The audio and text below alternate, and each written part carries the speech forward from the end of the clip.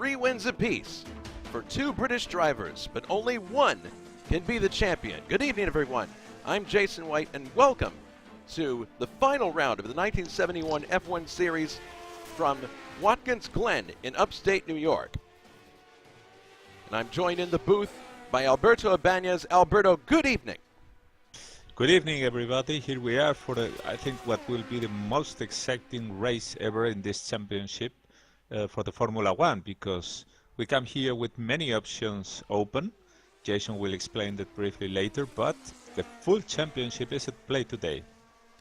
Yes, and let's take a look quickly at the drivers' points because we have very little time left in the warm-up session here. And there's basically the situation we're in. 2 people, Richard Coxon and Grant Riddall, only separated by 2 points. And whatever happens today will determine the championship. If that doesn't get you excited to watch this race, you need to see a doctor. The track itself, Watkins Glen, this is the first time in history that Watkins Glen used the boot in a Grand Prix. Of course, Watkins Glen in 71 had been refurbished, and they used the short course for the Can-Am Series earlier in the year. But Alberto, this is the first time that the full Grand Prix course was used, the new one. Well, yes, it is. It's the one that we know from the later years. And it's a pity that this track was later abandoned by the Formula One. It's obviously unsafe for modern standards. And, well, actually, it was also unsafe back then, as the very unfortunate incident with the death of François Seffert back then happened. But still, it's one of the most beautiful tracks. I mean, one of those tracks that had a special flow. And in this full complete Grand Prix version with the loop, it's really amazing. Always downhill, uphill with very high-speed corners, and we will see the cars really on the limit today. Yeah, I agree. There is a certain rhythm to these corners that just really is kind of similar to the way I feel about Riverside. It almost has a musical quality to it. The banking that's in some of the corners gives drivers a chance to be really, really bold with their turn speeds. Oh, one more thing. I forgot about the car points, the championship. That's a little more spread out. Surtees is in the lead with 46 points, March with 38, BRM 27, Matra with 24, and McLaren with 23. But the one that everyone's going to be watching is, of course, the Drivers' Championship. And we have some scenarios we will talk about. We're getting a bit close here to the start of the race, so I don't know if I want to get deep into them. But if action starts to get a bit quiet during the race, we will go through different scenarios so that you at home can understand the implications of what's happening on the track. So yes, suffice to say by now that it's Grant Riddall and Richard Coxon who are fighting for the championship here. And basically the thing you have to keep in mind while we will talk about the permutations later is that whoever is in front of the other has certainly the most chances. I mean, yeah, that goes without saying. Okay, there's zeros on the warm-up clock, so we're going to be going to the actual race session in just a matter of seconds. So everybody get buckled in because this is going to be a lot of fun. One of my favorite sayings about racing, Alberto, I think you'd agree, when the green flag drops, the talking stops. Yeah, I think that's one of the best, really best sayings that I have heard ever was by the famous boxer Mike Tyson, who said, everybody has a plan until he lands the first blow. That's true.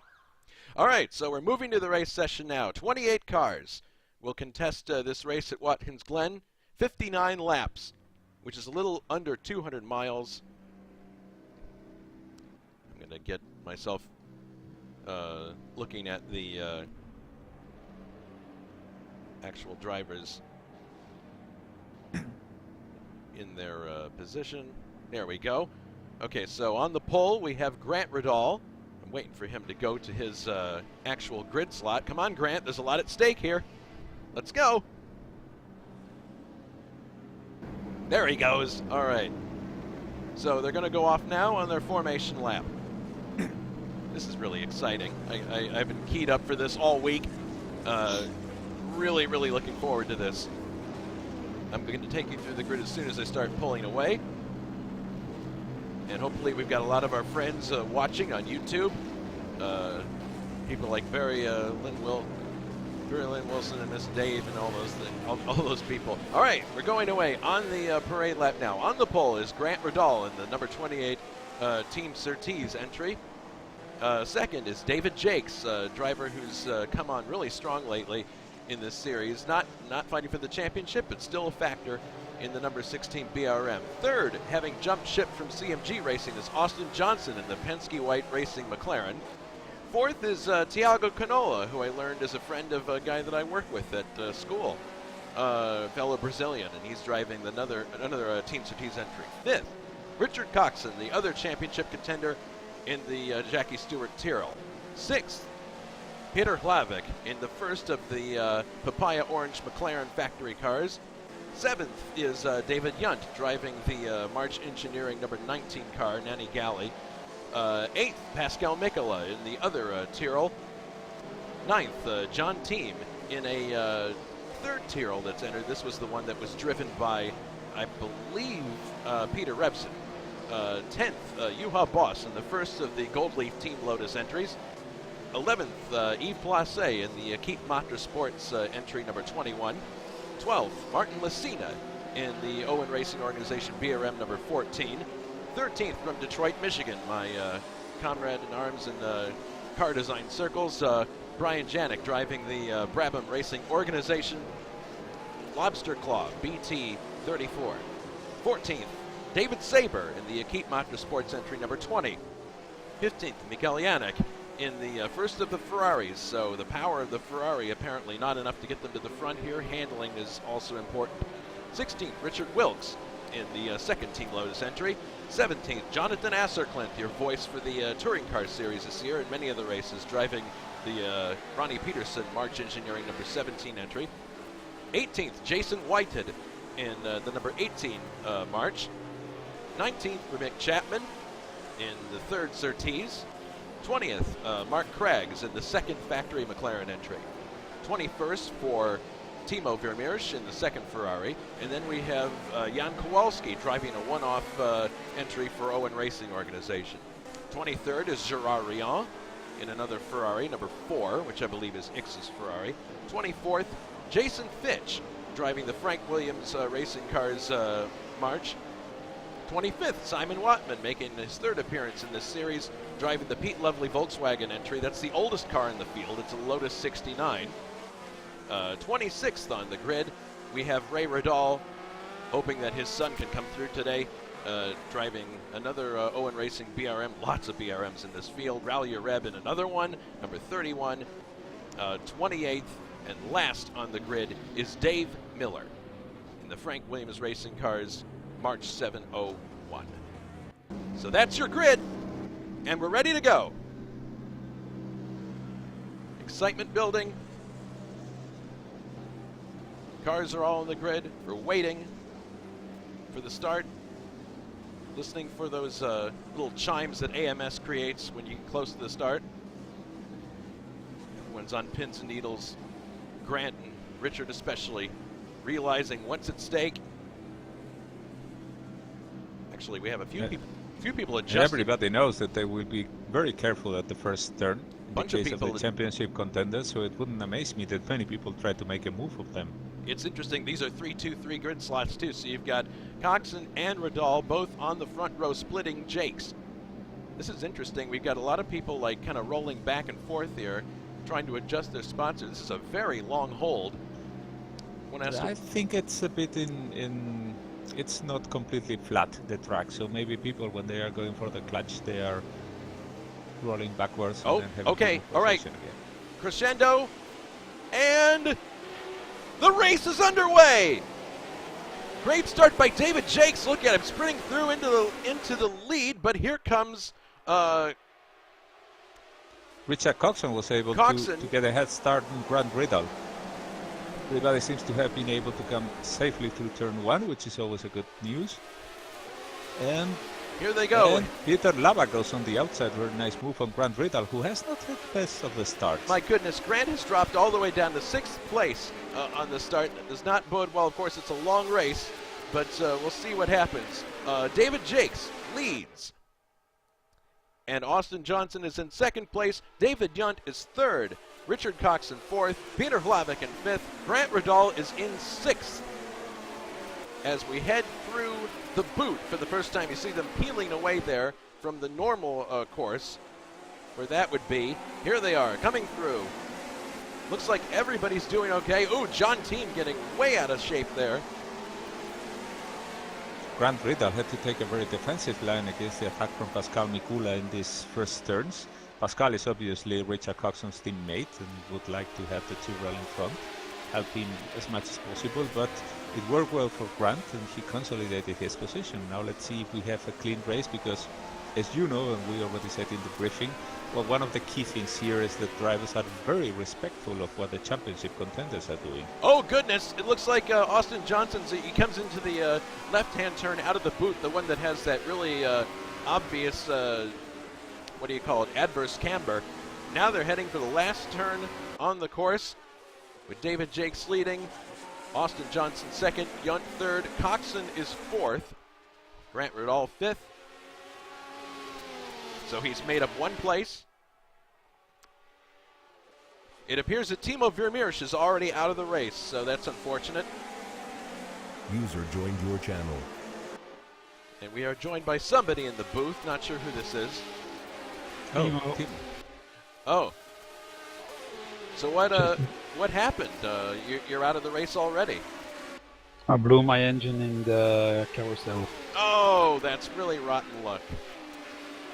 Had a perfect tow going up to the boot and then braking back to fourth. The engine just went down. Well, we're really sorry about that, but at least you get to watch this really exciting battle for the championship. Indeed, that's what I'm about to do. All right, well, shake it off, and hopefully we'll see you in future races. Yeah, looking forward to the Formula 3 races. Yes, next Have year. a good broadcast, boys. All right, thanks very much. Thanks again, and thanks for your reports of the race. That in Yes. case people do not know it, he writes fantastic reports with a story, and it's, well, I recommend everybody to read them, because we should collect them in a novel somewhere. That's Have fun little watching bit the the idea broadcast, I was Timo. planning on, Alberto. All right, so we're riding on board now with Richard Coxon, and he's stalking Austin User Johnson just ahead disconnected of from him. your channel. And of course the leader David Jakes. So Richard Coxon, at this point, I'm curious, what do you think his state of mind is? I mean, we put a couple of laps in now. He's ahead of Grant Riddall. How do you think he's feeling at the moment? Well, I think he made a quite careful start, nicely won, but you didn't see him waving too much around, trying to gain possessions. I mean, Richard is obviously very confident of his Tyrrell being a very quick car. This is still, even if there are so many turns, it's still a power track because there are many uphill sections. So I think that he was quite confident in the long-term thing. The only thing that he really wanted is to avoid getting tangled in the moment where things are really dangerous. That's a race start. All right. But look at how he's approaching to Austin Johnson. Well, Grant Riddall just overtook, I believe it was David Yunt for fourth place. So now he's looking at Richard Coxon. So he's right behind him. So there are no impediments anymore. We'll see if we have a battle develop here between the two championship contenders. Coxon third and Grant Riddall fourth. Ooh, Richard Coxon runs really wide. Oh, no. Shoot. Okay, well, thankfully that didn't cause any contact. But here comes Grant. He's going to try to seize the opportunity going into the heel. He's waiting for the exit. Oh, there it is. He sweeps by Grant Riddall. Yeah, he was seeing that Richard was going too much to the inside there and wanted to have the better exit. He managed to do that, yes. This is, I don't think that he's really trying to get that position and somehow go away. And that it's a bit like a psycho job that he's doing on Richard, letting him know, I'm here, I'm quick enough, I can overtake you, I can force you into an error, because the race is so long. I mean, of course, if he can get away now and build a distance, a gap, and race comfortable, that's fine. Everybody's going to take that. But I think what he was really wanting to do is letting Richard know that this is serious, that Richard must be on his toes, and that's the best way, the best recipe to try to provoke a kind of error.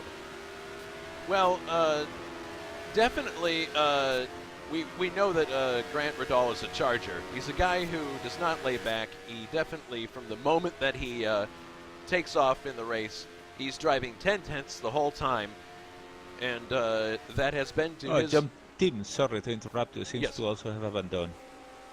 Oh, shoot. That's unfortunate because he had a really good steed underneath him in that third Tyrrell, I believe, is the car he was driving.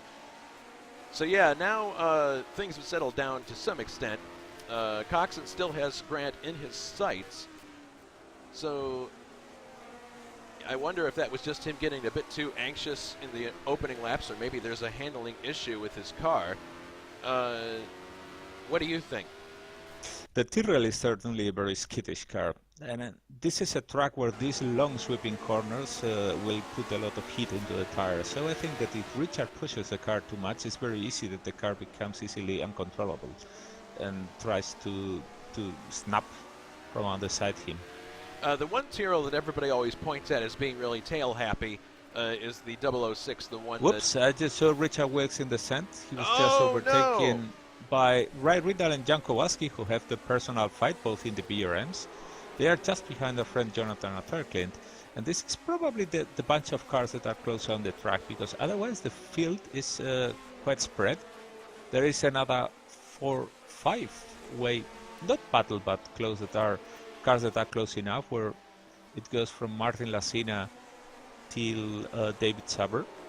We got a really huge group of cars running in the lower 10. You've got Tiago Canola, I believe. Or no, wait, let me look. Yes. No, it's Lasina. You've got a big group that's being headed by Lasina, and he's being shadowed by Yves Placé, Tiago Canola, Mikael Yannick, and David Saber. So it's a... oh, and here comes... Eves, he's going to try the inside going into the sweeper. Oh, goodness, right alongside Martin Lasina. Can't get it done. He's going to try again here in the boot somewhere, probably. He's got lots of horses there. Martin locking up the tires. Look at how Martin seems to be unable to really get the apex of the turn. Yves Placé has noticed that. Look at that. Again, he's understeering a lot. Yves knew that, and that's the reason why he was waiting on the inside of the turn. Well, Yves has lost a lot of ground now, so it looks like he's going to have to wait another lap to try to mount an attack.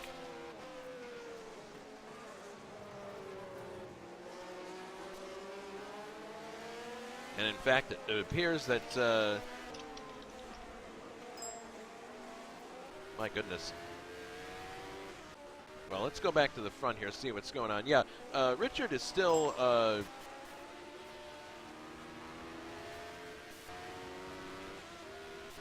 Richard is still looking really closely at Grant here. I don't think... I mean, one thing's for certain. I don't think Coxon is panicking at this point. It could be a situation where you got to remember who's in front of Grant here. He's got Austin Johnson just in front. Now, is Grant going to be content to hang behind Austin and just, he says to himself, as long as I've got my car ahead of Coxon, I'm in a good position. Well, there goes Grant. He passed Austin Johnson as if propelled by a rocket. Well, there goes my prediction. I think Austin, to a certain extent, allowed him to pass. He doesn't because want Austin is a very quick driver. And Grant is a very aggressive one, and I think that Austin will do exactly the same thing with Richard Coxon and doesn't want to interfere at all in the championship fight. Well, here's a quick look at Richard Coxon versus Grant through this year. As I mentioned in the opening, they each have 3 wins apiece. Richard Coxon won the opener at South Africa, and then his 2 other wins, Great Britain and Austria. Grant Riddall, on the other hand, won at Spain, Monaco, and the Netherlands. So it appears that Richard really has had the upper hand on the high-speed tracks, whereas Grant has been doing well on twisty tracks. Yeah, but remember that back then Richard was also driving SRTs. Aha, that's right. He switched cars. So at one time these two were both driving for John Surtees, and now they're driving different cars. So, regarding those scenarios that we talked about, here are some that might give our viewers at home an idea of what is actually at stake here, or how this might play out. And these were prepared by Richard Coxon himself. He thinks his math is correct. If Richard finishes ahead of Grant, Richard is the champion. That's essentially, it's pretty obvious. It's not the case right now, but if Grant wins, Grant is champion, regardless of Richard's finishing position. That's a pretty important piece of information. So there goes Richard. Yeah, Austin seems to have a much weaker engine there in the straights. That's the place where Grant passed him before. And I think he also made it quite easy for Richard. He didn't block at all the position. Yeah. So there we have now Richard again behind Grant Riddle. And in my opinion, Richard is content to follow Grant for the moment and again try to cause him to make a mistake. Because Richard knows, as I said, that if his tires get too warm, then the Tyrrell gets too skittish and it's too easy to lose control of it. And that would certainly be a big blow to his championship campaign. Well, here comes Austin again, really close to Richard, but hanging back there. Now, another situation here. If Grant is second, and that is what's happening right now, Grant is in second place, and if he's second at the end, Richard needs to finish third to win the title. So in the situation we're in right now, mathematically, Coxon would still win the championship. So that's an important piece of information.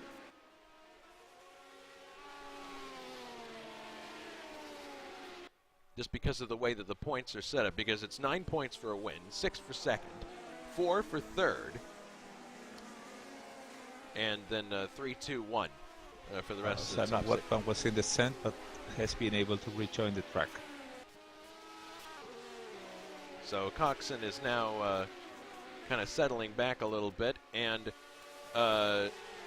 with that information in mind, I don't know if Grant did the numbers before the race, but he's going to have to get ahead of David Jakes if he wants to win the championship where he is, because Coxon's in third, and that's not going to allow him to win the championship. Coxon will have too many points.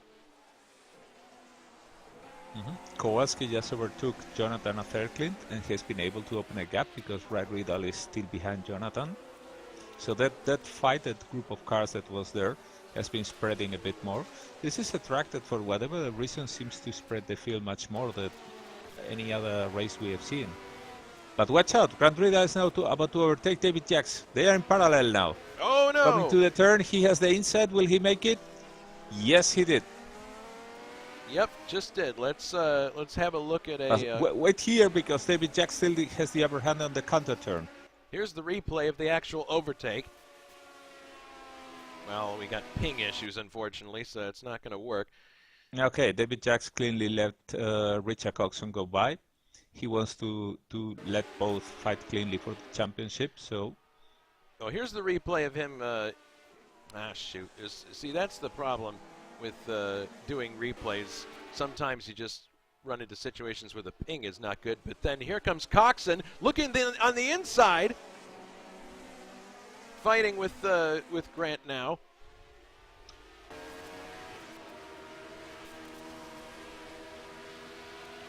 Coming through the S's. Yep, the S's. Very quick and very dangerous part of the track. Oh, look at the head of steam that he's got. Comes to the outside. They're going to be parallel as they come to the end. Oh, no! Oh, no! Richard Coxon is crashed. I can't believe that.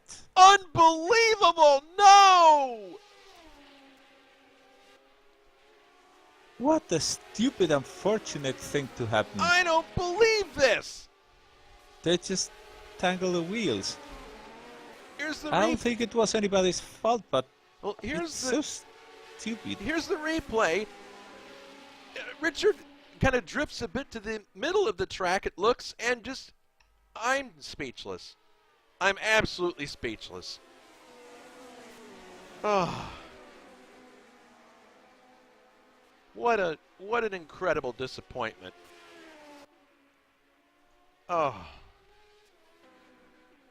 Well, now that I've picked myself up off the floor, that puts Grant Riddall in the lead.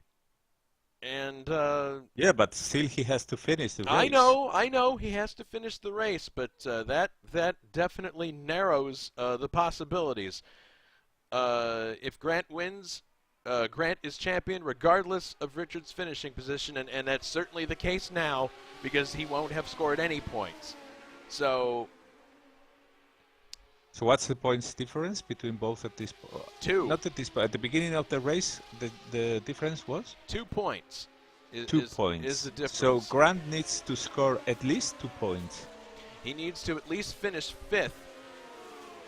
Yeah, if Grant finishes 5th or lower, he won't be the champion regardless of Richard's position because the points are tied and Richard will win due to having more... let's see what happens because there is a hungry pack of wolves that is coming now from behind. So there he has 3 spots to lose in David Jacks, Austin Johnson, and David Junt. So basically, they have seen what has happened, and they know that they don't interfere anymore in this championship battle, 2-wide championship battle. So they very well could try to make Grant earn the championship against them. Well, we're at a point now that Grant basically has to finish 4th. Because it says in the notes we have here, if Grant finishes 4th, he needs Richard to finish outside the points, and that is going to happen. So that would give him 3 points and the championship, 44-43. So that's the scenario that plays out here. Oh, Martin Lasina just crashed, suspension damage, and he's out. Oh, no. So it appears that attrition is starting to set in here. Let's take a look at a replay of what happened here. Oh, this is after he's already had the suspension, so we can't really see the replay.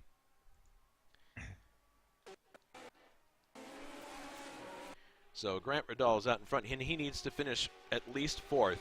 But he's got a pretty decent lead now on 2nd place, which is Austin Johnson. And 3rd place, which is David Jakes. And then up comes David Yunt, who, I mean, this is what we're used to seeing. It's a bit early, only 11 laps in, but David Yunt coming from the back, being a contender.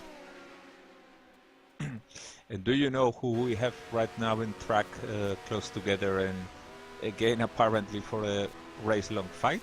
Who? Well, Yves Placé and Juha Bosch, the ones that had so much fun in Motorsport. Well, let's have a look. look. They were constantly passing each other. They are now arriving to Michel Janak, but I don't know if you saw that race. I think you watched the broadcast. But I watched the broadcast. I don't remember it chapter and verse, but I remember that it was quite a fight. It was the case that it was the case that Juha Bosch and Yves Placé had a lot of fun. They were trading position the whole race, constantly putting pressure on the other, and they really spent a good time. They also reflected on that later on the forum. Well, Juha's got the... Oh, goodness! Juha almost lost the back end of the car entering the boot. He's got the $75 seat for the battle between Placé and Yannick. And Michael Yannick, this is not going to be a huge surprise, is locking up the tires and creating a big smoke screen for Yves behind him on a lot of... Well, they're both doing it there, but... that can't be good for your rhythm as a driver when you're driving along. You're trying to time your shutoff point for the turn that's coming up, and then suddenly new Pope in front of you. It's gotta play havoc with your concentration. Yeah, Michel has been having all the season recurrent problems with the brake feel, so it doesn't surprise me much that this is happening again to him here. Well. And it's always inconvenient because, as you know, the tires get flat spots, and then everything is even worse, and you get more flat spots, you get more locking, and well, you know, this is the catch-22. Oh, here's a real opportunity for Yves. He's looking down the inside, not enough room there. Michal's able to get to the apex first. Michel just closed the door there. Well, that effectively stunted the run that. The run that Yves had, so he's going to have to wait a little while. But this is an interesting matchup here because it's two. Oh, I think I hear a Ford coming up there, and I do. There he is. Juha Bosch sweeps ahead into 9th place. Interesting. Look at the line that Eves is taking there, he's trying to unfurl the car and get the maximum speed coming off of that turn. Now he's looking at Juha Boss. 12-cylinder versus the DFV. But clearly, I think Juha was helped there by Slipstream and the fact that Eves had just kind of got the door slammed on him. Although here comes Eves. They're coming to the heel. To V12 power. Yeah, there's the V12 power combined with a bit of Slipstream. Although, look at Juha hanging on the outside. User joined your channel. Which is now going to come to the inside as we are now joined by who has entered the booth? It is Richard. Oh my goodness, Richard, we couldn't believe what we were witnessing. I can't believe it either, but... Unbelievable. I mean, what happened? Oh, no idea. I just knew I had to overtake him. That was a chance. 'Cause I just know he's quicker in race trim when he gets on his own. So. Well, you had an excellent. You were sweeping to the outside, and you had a really good run on him. But then it appeared that either he drifted a bit to the middle, or you did. It was from our replay. It was difficult to ascertain. But then your tires just got locked up. Yeah, I think it was me that maybe drifted slightly. Well, yeah, that T-Rod is very skittish. I believe from what I saw in the replay that it was the absolute worst possible case of bad luck, in that you were drifting a bit to the right while trying to hold the car in straight line under the aero effects, and unluckily Brandt happened to do the same, and the wheels barely touched, and then that completely upset your car and made your wheels tangle and send you spinning. I know it's a horrible cliche, but it was a racing incident. It was. There's no real... Yeah, there's no doubt. There's no blame Nobody attached. did a big movement there. Well, I mean... But it's unfortunate. I can imagine how you feel, Richard, and really sorry that the championship had to end that way. I mean, well, we don't know. Things could still transpire, but we really were looking forward to seeing you two duke it out for the championship. So, sorry that didn't occur the way we wanted it to, but there is still a long way to go. It's only lap 13 and a lot can happen. We've been looking at your notes that you've so kindly prepared for us, and basically Grant's got to finish at least 4th if he wants to win the title, and he's got a lot of hungry drivers behind him. So we'll see what happens. Crazier things have occurred. They have, but I'm going to go watch, see what happens, so... All right, well, I'll leave it to it. Have yourself a Guinness and get like some haddock and chips with mushy peas, and just settle in with Oreo, and we'll talk to you soon, okay? Yep, thank you. All right, take care. Take care, man. Bye. User left your channel. So I understand that there's a really good battle with Gerard Rion going on right now, and yes, there Wait, is. Yves Placé is about to pass. No, he couldn't. He's also putting pressure on Michel Janac. Oh, there he goes. He tried the inside. I think he was trying to fool Michel Janac into thinking he was going for the outside, and when Michel moved, he quickly changed lanes, but it didn't work out. Well, I mean, Michal Janac is looking very uncomfortable through the boot section. I think if I were Yves, yeah, see, look, he's sweeping to the outside here, having real trouble trying to get that car to stick. This is probably why he started so far down the order. Just the car has the speed on the straights, but when you get into the corners, the handling's just not right. There he goes, sweeping to the outside. Yves senses an opportunity. He's not in the right line for the next turn, but we'll see if he can hold the outside. No, he's going to have to duck back inside. But this is a great 12-cylinder battle. We'll have to watch this really closely. But look, in the case of Michel's Ferrari, just have a look here and see that he can't clip the apex. Oh no! He just lost an exit there. Barely He's going to lose 2 positions, possibly 3. No, David Saber tucks in behind him.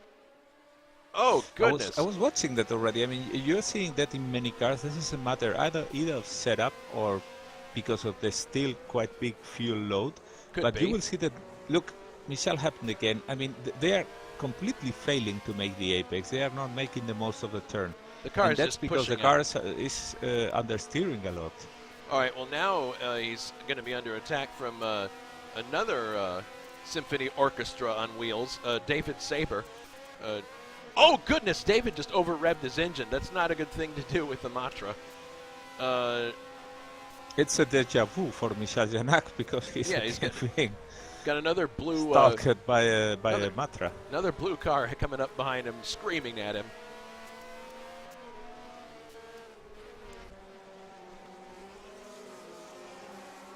Oh goodness, this race certainly has not given us the. Oh, Simon Wattman slowing there in the Pete Lovely Lotus. Apparently he's having an issue of some kind, perhaps some damage that he incurred on a corner. And just to keep track of it, I should mention that at the head of the race, Grant Riddle is now 3.5 seconds in lead. And right behind him, David Jacks is quite close to Austin Johnson, but not yet in striking distance. It's really close, 0.4 of a second, but not able yet to make a move on him. Oh man, you can see how difficult it is coming out of the boot there because of the adverse camber. Meanwhile, Mikael Yannick is now getting closer to Juha again. Juha might have had just made a mistake earlier because I don't remember him being that close. Yeah, it's spread out a little bit more. And maybe now that the fuel load is starting to go down, maybe the cars will be a little less unwieldy to drive. We'll see. Meanwhile, Yves Blassé now is in 8th place and is checked out of that group. He's off and running now, trying to catch Thiago Canola. He's got a ways to go, though, before that happens. The other Tyrrell, Pascal Mikola, is into the points now in 6th place. Pascal hasn't been driving for Tyrrell very long, but I'm sure he would like to have a fun result today. Hlavik is all the way up to 5th place now with all that's transpired. Yunt is 4th. Jakes is 3rd. Austin Johnson is 2nd. And, of course, Grant Riddle is in the lead by 3.5 seconds. But if there's anybody who can run him down, any drivers that can run him down, it would definitely be Austin Johnson and David Jakes. I'm curious to see if they're going to work together here, Alberto, because if they just go dicing back and forth for positions, that'll just allow Grant to get away. And if they want to have a shot at the win, maybe they need to work together to try to close on. Well, they certainly don't seem to be dicing it because Not when now. you look at the lap times, they have been fairly constant. So it's not a sign of them hampering each other in the corner entry. So that, I mean, Austin Johnson has been doing very constant 145s. Last lap he even did 144.6, so that means that he still has lots of speed up his sleeve. He's now back to 145, but that seems to indicate a steady rhythm which he feels quite comfortable, and David Jacks is happy to follow him. So that probably means that David Jacks knows that if he mounts an attack, and even if he could pass, that didn't mean at all that he would be able to shake off Austin or go even quicker. I think, as you said, their maximum hope here is to work together, to not hamper each other and try to get up to Grant. But in the case of Grant, he's been doing 144s, high 44s, but that means that the difference is still all the time increasing. Yes. So we'll see how this happens, because there is also tire wear to play towards the end. We're not even half race now. Yeah, absolutely, and there's definitely a long way to go. Maybe we could take a moment here to talk about what is coming up soon at HSO. Of course, this is the final race in this series, but we have other races to close out 2018, two in fact. One that I know my broadcast partner is very much looking forward to. Coming up next Sunday, the third jewel in our Triple Crown of 1974 USAC races. Will Austin Johnson become the only HSO Triple Crown winner? We will have to see, but he will have a quite hard time in this race, I can tell you. David Jacks is in the factory Eagle from Uncle Bobby Answer, the car that back then won the race. And in the hands of David Jacks, I think that everything is possible. And this time, unlike what happened in Indianapolis, we're going to have yellow, full course yellows, which means that the pack gets much more closer together each and then. So I believe that this is going to be also a very exciting thing because, as you say, there is still something at play. In this case, the informal but so important Triple Crown title. And the Gold Star title, which is being contested between the aforementioned Austin Johnson and David Jakes. This is a championship that Jakes has won the last 2 seasons, and he's really intent on three-peating. But speaking of, David Jakes is now getting closer to Austin Johnson. Maybe he just was reminded of that he needs to get ahead of him for the points in Gold Star. And Austin Johnson we have seen his car swerve a lot coming out of the turns, which means he's pushing it. He is pushing very hard. Right there you can see the oversteer. He's taking it right to the painted white line. Coming up to the exit of the boot. Let's see how his car performs here. But have a look at this too and compare with what we have been seeing in the cars that were passed before. When I said they were missing the apexes, bad timing and understeering. Look at here how both Austin and David Jakes are hitting all the apex perfectly. Look at that. He Yeah, takes really the curb. well. We didn't see that in the case of Michal Janak and other cars that they were off by a long shot. David Jakes is having to take a huge swipe of the wheel in some cases. Ooh, getting really close under braking here, but perhaps he's going to have a shot. Oh no, there's contact! Contact! And Austin barely missed that very dangerous armco. Oh my goodness, that's let's take a look at a replay here of what just happened. Coming through the corner here, and there's just a little bit of contact as they come down to the end of the straight here. Let's have one more look at this. Jakes was not anticipating the drop in speed, and he punts the right rear, and you're right, man. Austin was so lucky to not clip that barrier. So now David Jakes is into second place, and he's pulled out a really good gap. Now the question's going to be, does Austin have any damage from that contact? It didn't look like it was particularly hard. It was just enough to put him off course. But I think that was, again, a racing... I just saw the replay, and I don't think that he hit the barrier. So there's likely no damage. Well, I'm thinking one interesting thing I should mention from the technical point of view about Austin Johnson's car, this is a car that Mark Donohue drove for Penske. This is a modified McLaren. He drove it in the American rounds in Mosport and in Watkins Glen, and it had one peculiar characteristic that we also have reflected here. Richard Wilkes did it, our master physics guru. Yep. And that's it has a completely locked differential, because there was something that Mark Donohue was absolutely fond of. He just didn't want to drive anything that had a completely spool differential. And this means that the car has a lot of understeer going into the corner. And in this case, if you want to drive it, and I think it suits quite well in the style that Austin Johnson drives, what you actually have to do is simply throw it into the corner, make it slide, and then power slide it out of the corner. And if you see from the inside, from the cockpit view, what Austin Johnson is doing, you will be amazed at the fact that he's taking many of the corners with the wheel completely straight. I mean, he throws the car sideways, then he puts the wheel straight, and he forward-wheel drifts it using the lock differential traction. So, yeah, that's exactly what he's doing. You're right. I hadn't noticed it before, but yeah, you're right. That just sounds so amazing to me that you would want to drive a road course with a locked differential.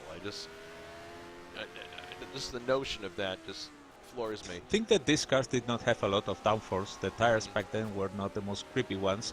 So traction in cars that were so powerful for the little weight was even more important than handling and other things. But look at that. Few people in the field, if any, would be able to do things as Austin Johnson is doing it. I mean, controlling this car and doing this is absolutely marvelous driving. No matter what position he ends up, I can tell you it's really a spectacle watching that. And for anyone who appreciates good driving and who knows the technique that is behind it, well, this is something that you have to take your hat off. So the race is about 35 minutes old, or just a little more than 35 minutes, and we've completed 21 laps now in the race, so not quite halfway distance yet. Oh goodness! Look at how much he's fighting that car, even with the benefit of the banking that he has going into turn 1. I mean, that car has got to be really tiring to drive. And he's definitely taking it right to the red line. Meanwhile, the gap between Grant Radal and the second place car of David Jakes is about 4 seconds. It's fluctuating quite a lot when he goes through turns, just because of the accordion effect. But right now, it's hovering around 4 seconds between himself and David Jakes. And I should mention that meanwhile, David Saber has been able to overtake Michel Janak, though Michel Janak is hanging quite close behind him. Well, hopefully for Michael Yannick's sake, he will be able to get a better handling car once the fuel load comes down, like you said. But then, of course, he's going to have worn tires. Oh, and Jason Whited is now putting a lot of pressure on Gerard Brion. He's really on his tail now. Oh, he is. So, you know, that's even further proof that the Ferrari is not the ideal car around here as Jason Whited runs wide at the exit of turn 1. I believe Jason Whited is driving the Alfa Romeo powered March. Is that true? Let me confirm that. Yes, he is. I can hear it. Yes, he is. Yes, he is. That's it has less power, though it has the. You can see the air intake, the big air intake over there. It's ram air induction that gave it a little more power, but by this time everybody had it. So it's no match in terms of power for the Ferrari. But the handling of the March is much better, I would say, than the Ferrari. The Ferrari was not really a bad handling car, but it had the problem of the overweight. The V12. And I'm pretty sure that at the time, Ferrari was still relying on tubular construction instead of the new state-of-the-art monocoque construction that everybody else was doing. And that old mantra that Enzo would say, or not, maybe not say, but the attitude was that the engine just had to be powerful enough. Yeah, well, Enzo Ferrari was very peculiar. You know, he always said that his cars win the races and his drivers lose them. God. Can't imagine working for someone that ornery and that, I don't know. I've never been a Ferrari person, mainly because in all the movies where Ferraris appear, they're always cast as the villain. Oh! Yeah, here comes Whited is really losing it. Really losing it now. Whited, he's got ahead of Steve, but he just isn't quite now. Protecting the inside. Look at Jason White is saying on the outside. He's hoping him to miss the apex. No, he doesn't. I think the case in Gerard Brion's car is the setup is way too oversteery. In the case of Michel Janak, the car understeered. It completely went head on out of the turn. But in the case of Gerard Brion, it's giving him lots of problem at the apex. Oh man, you look there. He had to really back off in the apex, and that really, I mean, not that he's intending to do it, but it really took the wind out of the sails. Oh, look at that. Mick Chapman comes here with a run. Oh. And he's about to overtake. There he goes. Wow. Where did he come out? Yeah, but now the problem is he's going to lose that place because he had gotten in too deep. Wait, because he has the inside of the next corner. Yeah, he does. Not sure yet. Here he comes. Yeah, but, oh! Was there a little contact there? I don't know. No, it wasn't. No, it doesn't look like it, but my goodness. But Jason made it very well, rounding him out on the outside. This is a fantastic battle. But yeah, Mick Chapman came out of nowhere and just drove past Jason like he was parked. But then he had just gotten into that turn just a bit too deep. That's given a bit of relief to Gerard Brion, who was probably already sweating. Oh, whoa. Yeah, he missed the corner a lot. He's still struggling with that car.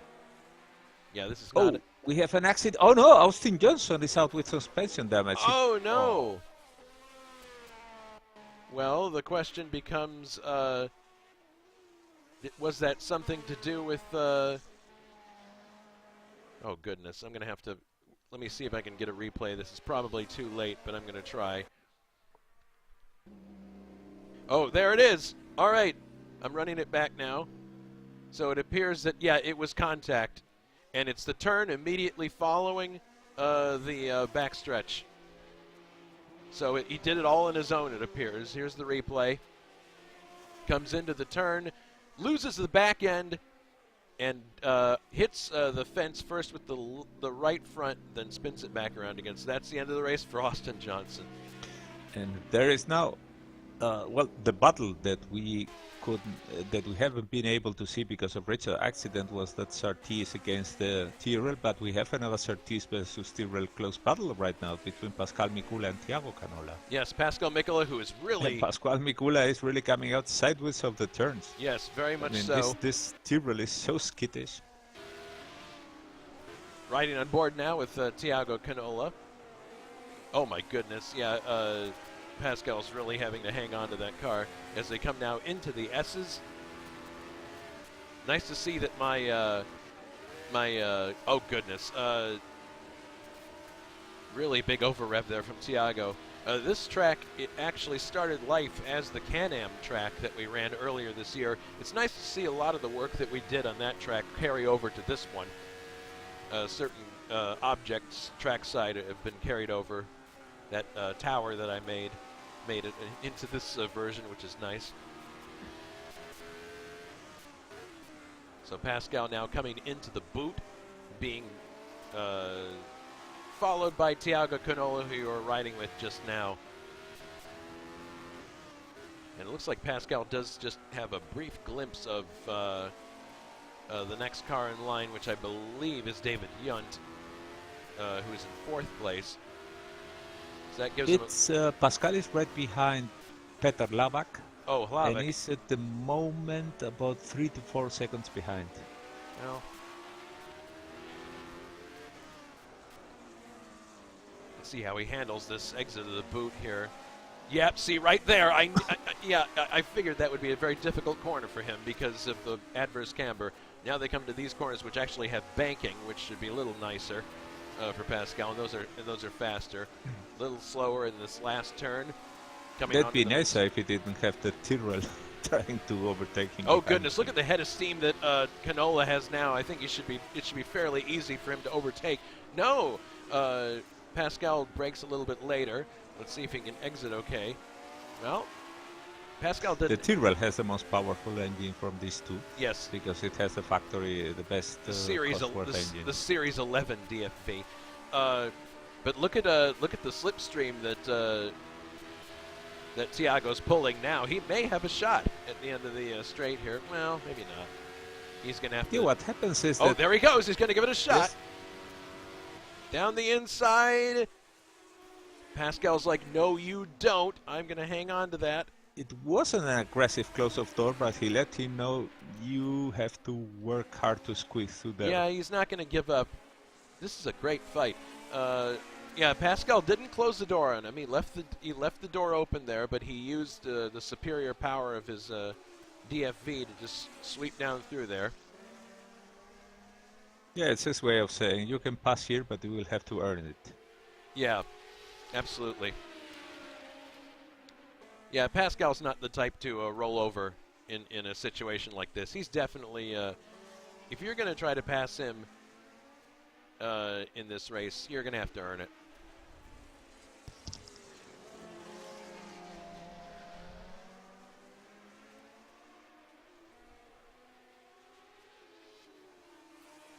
So he's still like, Thiago's still just right behind him. We'll see what happens when they come down to the first turn here. Because that seems to be a place where, I mean, he did a good job getting through there last lap, but that's not a place that Pascal's especially comfortable. And it seems that all the Surtees are now today in a fight or another, because Mick Chapman is now suffering from Jason Whitehead's pressure on a different position, but that they are both catching up with Gerard Rion. And Jason Whitehead is absolutely sideways with that march in the turns. Very nice to see. It's almost drifting instead of Formula One. Yep, closing in on Mick Chapman now in the third of the Surtees. Oh, he's off the track now, and you can see there's that feature in... Oh, and Thiago finally passed Pascal. Oh. He did. That other battle, we missed it. I'm looking at the replay now. There's the replay. It looks like Pascal may have made a mistake going into the S's. Yeah, he did. He actually got the car sideways. So let's run it back now and let's have a look at the replay. Here it is. And if you look there, he got on the grass and the car got a bit sideways. He may have actually impacted the barrier there. But it was a mistake on Pascal's part that allowed Thiago to get ahead. And now that Thiago has dispensed with Pascal's not dropping too far back, so hopefully he hasn't incurred any serious damage on that Tyrrell. Pascal is in the last 1 point paying position. That's Yes. 1 point. East Place A is 10 seconds behind, 9 to 10 seconds. So not a threat at the moment, but we'll see as the race progresses. Okay, so the gap now between Grant Riddall and the second place car of David Jakes is just a little under 6 seconds. It's about 5.5 seconds. So the gap has opened up. It'll be interesting to see if that changes at all or if it holds steady. Grant now is in a situation where he basically, the smart thing for him to do is to just cruise home. And even if he has to give up the win to cruise home, all he has to do is finish 4th or better to win the championship. But you and I have watched Grant race many times, and we know that he is not the type to take it easy. He's a charger 100% of the time. And it has been well documented that drivers who try to take it easy, it can put them off rhythm and actually be more dangerous than driving at full speed. Here he is coming up actually on his Surtees teammates. 2 in a row here. He's got Chapman and Thiago directly in front of him here, so I'm sure they're not going to make any trouble for him as he's coming through. So we have some reactions on the forum Or actually, about people no, who have abandoned. Jason Fitzwell said with irony, "I did it, perfect season, crashed out of every damn race I was in." Jan Kowalski says he lost it in the SS when he was distracted. He was talking in TeamSpeak apparently, and well, he seems to have collected right Riddle. That's why we saw both of those veer and disappear. So that's the latest news for you from the paddock. Okay. Well, I was wrong. There are not 3 in a row. I'm not sure why I thought there were, but in any case, of the Surtees, Grant has just overtaken Mick and put him a lap down. And he's coming up now to Gerard Rion and his very ill-handling Ferrari. And I'm sure Gerard, being the gentleman he is, he just pulls right aside, lets Grant go on ahead. He's not going to cause him any issues. As they come down to the heel of the boot and up the hill that will take them back onto the short course. And the gap is still hovering in the 5-second range, a little less now, 5.2 seconds. It's about 5.6 or 7 earlier. So we'll see if David Jakes is able to run him down. I mean, if anybody can do it, it's certainly Mr. Jakes, I would think. And he's had plenty of time to get used to that BRM. User joined your channel. We believe we have a new person in the booth. Who are we joined by? Oh, Pascal. Oh, it's Pascal. Good. Oh, no! Hello, Oh, you good. two. Pascal, we saw the incident that you had earlier where it looks like you clipped the grass in the S's and lost control. Did you actually make contact with the barrier, or did you just get No, nothing happened there. Thiago just overtook me and I went on my merry way. Yeah. And pretty funny about that is a lap after that I set my personal best with a sub 45, and then I spun in turn 1. I don't know if you saw that. But We missed after that, that, but I see off you on blew the the engine. yes, exactly. On the back straight, it went from instead of going from 4 to 5, it went from 4 to 3. And as you can imagine, that's not too good for the engine. No, it No. definitely would not be. That's really too And bad. I mean, I'm very glad I didn't hit Eve. Eve was right behind me, but the thing just locked up a little, and I almost spun on the back straight because of the engine. Well, we're sorry to hear that you're out. That's too bad. I'm more feeling pity for Richard because he crashed and basically lost the championship. Well, technically speaking, he hasn't lost it yet. As far as the math is concerned, Grant has to finish 4th or better to win the championship. Finishing 5th won't do. Of course, now he's leading the race, so it does look like if he can keep going, he'll take the title. But you know, crazier things have happened, so we'll see. David. All right. Well, you have fun commentating. I'll go and see how Richard's doing. Yeah.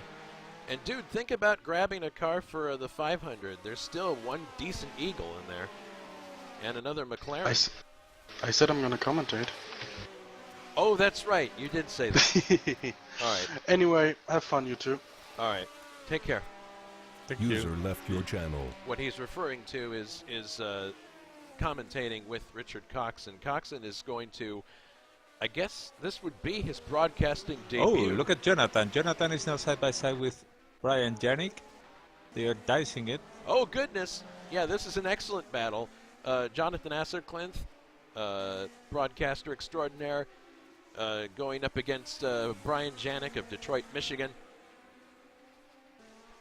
I'm going to be holding court with Brian in January, I'm sure, during the Designers Night party in downtown Detroit. I'm sure we'll share a lot of stories about HSO this year. Last night I actually was hanging out with Trevor Green at one of his studio spaces downtown, and he's doing quite well.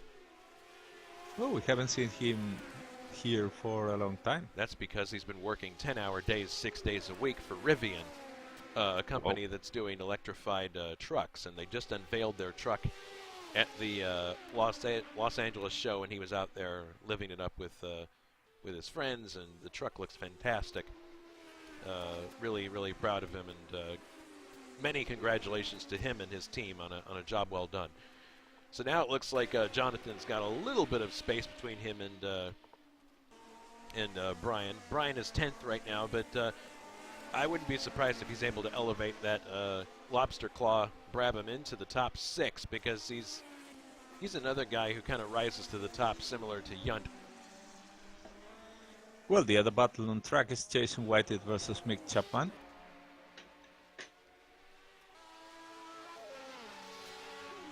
Yeah, but as you've pointed out, Jason Whitehead has a disadvantage in that Alpha engine. Just not it's not a straight-up fight with that even Series 10 the Series 10 Surtees DFB engine.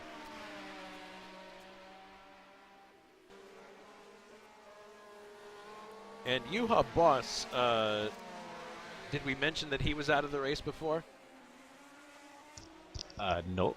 No, well, must have missed that in the heat of the other battles. in the heat of the other battles, something happened to Yuha, and he is out of the race now as well. So we got a pretty high list of retirements. The retirement lists are 18th down to 28th. So Pascal Mikola, Yuha Boss, Austin Johnson. And if this will page to the next group for us.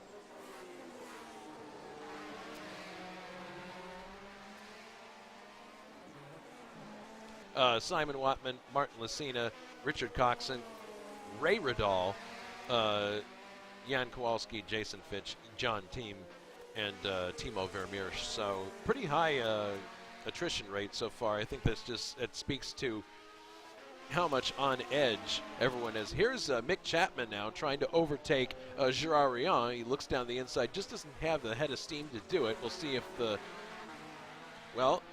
I think the fuel load going down in the Ferrari seems to be helping Mick Chapman.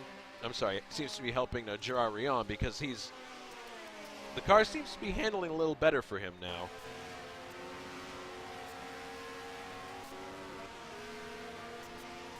So we come down to the right-hander at the end of the back straight, where the track dips a little bit and then just basically drops you into a bowl.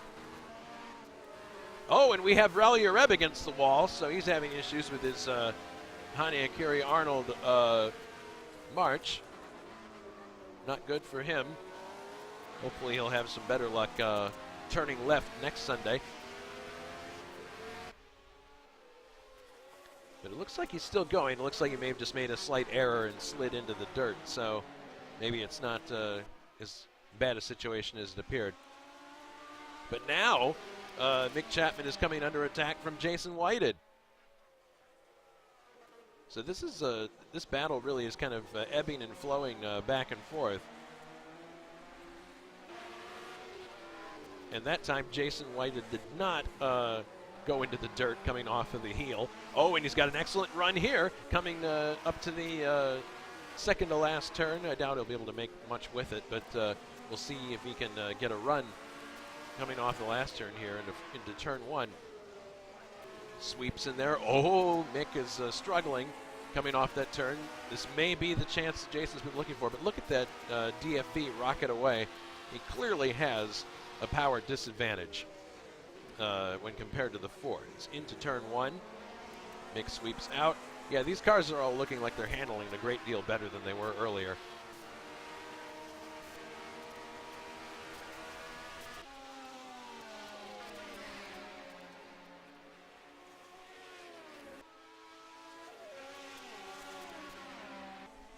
So going forward, uh-oh, what was that?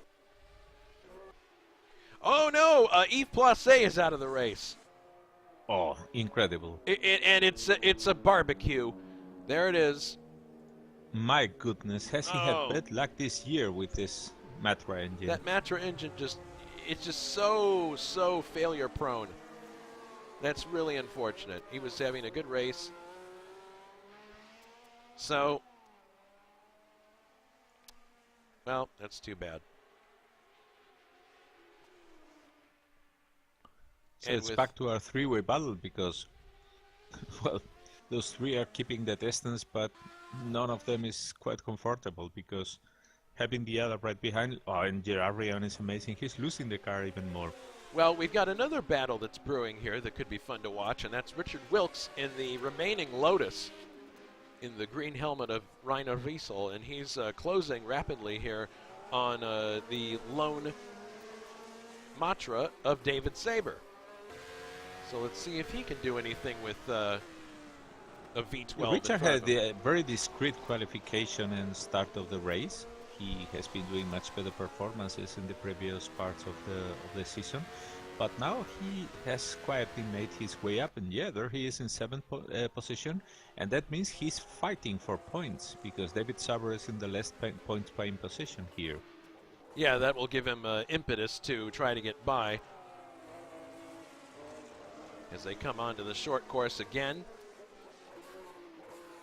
Yeah, it looks like now David's able to stretch out a little bit. So maybe their proximity was due to a mistake that he had made somewhere along the line. But if you look behind there, there's a Ferrari of Mikael Janek waiting in the wings of Richard Wilkes to see. Oh no! Another engine failure. This time a DFV, and it's Richard Wilkes. It happened right in front of us. There goes Janek past. So goodness, I guess it's not just the V12s. People are finding that these engines are very delicate with the revs they're running, and I have been listening in practice, and a lot of people have been revving their engines very high, especially on the backstretch, thinking mainly the DFVs. So there goes the competition that David Saber had for the moment. He's in 6th place. Mikael Janek is now in 7th place. Brian Janek is up to 8th now with that retirement, and Jonathan Asserklinth. And this is his 6th engine that has broken in this race. That's a 6th, and you can tell for definite sure that those are engine failures. And with a variety of them, because Timo burnt a Ferrari. Mm-hmm. There being also the Matria Barbecue and many other Cosworth engines. Well, it's a pretty varied barbecue then. My goodness. Well, for those of you who are wondering about the front of the field, we're past half distance, most definitely, at this point, and because it's 35 laps complete, and Grant is out in front by almost 12 seconds. So, my goodness, the championship is looking like it's a foregone conclusion at this point.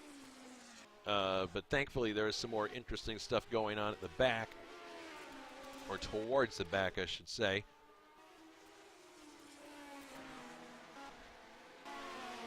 Yeah, Jason Whited is getting ready to resume his battle with Mick Chapman here. So he's been shown the blue flag because Peter Labak is about to lap him. Well, that ought to throw an interesting monkey wrench into this situation because he's going to have to... Yeah, this will certainly affect the battle because any situation where one of these three can benefit from having to let Peter Labak means that the other will get close easily. Well, there goes Jason letting Hlavik by now, so next target for Hlavik is Mick Chapman. And now, of course, Jason White will want to stay as close to Peter Labak as and try possible. to sneak by. Exactly. Yeah, which is a maneuver that I've done in the past, and when you manage to pull that maneuver off, there's few things that are as satisfying, I have to say. Yeah, I couldn't quite make it happen there, but he is, however, right. Yeah, there. Look what Yeah. happened Oh, there. look.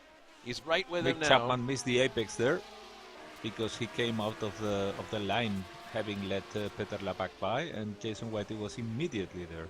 But just didn't quite have the extra advantage he needed. Whited is going onto the grass in turn one with quite a regular consistency, which, as you note, you see how he's fighting the car there. A feature of AMS is that you pick up dirt, and it's going to obviously affect the grip of the car until you can clean off that grime. I think that March is very good at corner entry, and that makes him overconfident. And then by the mid of the turn, he finds himself sliding to the outside. And here he is getting another blue flag, this time for Thiago Canola, who's coming up to put him a lap down. Thiago running in 5th place. Yeah, which explains why Peter Labak was in such a hurry. So we have another situation here where these two might find themselves back together again simply by the cumbersome situation of having to let somebody by lapping. And here's Jason doing, it's like a repeat of the previous lap. He lets the lapping car by in the exact same spot at the heel. And now Thiago is going to try to overtake Mick Chapman. He's got a little bit of ways to go before he gets to him,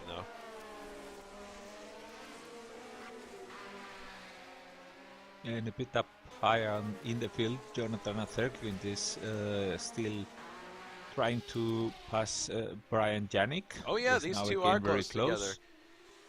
Yeah, Brian's driven this Graham Hill Brabham the entire year. He hasn't moved around like some other people have, and he's gotten really used to this car and has gotten a lot of good results out of it.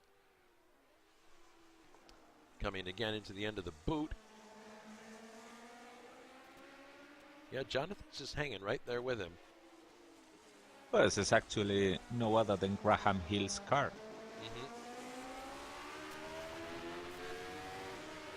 So, one of the best and most versatile Formula One drivers that have ever existed, and a really, truly gentleman racer. Of course, at this point in '71, Graham was kind of in the twilight of his career. Still competitive, but not at the same level that he had been before. And of course, it wasn't too many more years before he started to make the transition from driver to owner, and had his protege, Tony Bryce, with the Embassy team. And that is really one of those big what might have been and look stories. how close is Jonathan He's here. getting He's very going to close try now. to get the He's run sweep coming out He's got to run. of that straight. Brian is in the inside trying to take the protective line.